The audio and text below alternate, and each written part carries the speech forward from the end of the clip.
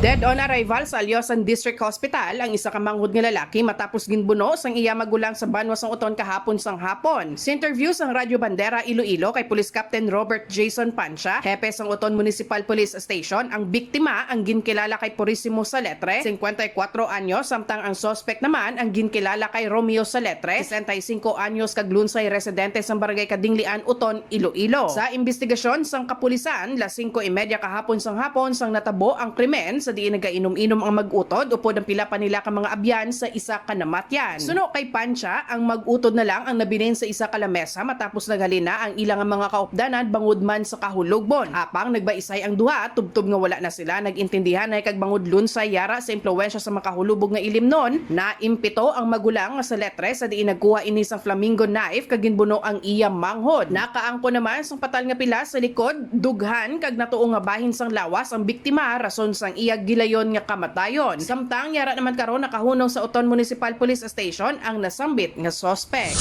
Balita gikan sa probinsya sang Iloilo, ini si Karen Badilla nagabandera sa matuod nga serbisyo publiko kag kalingawan sa Iloilo, Radyo Bandera.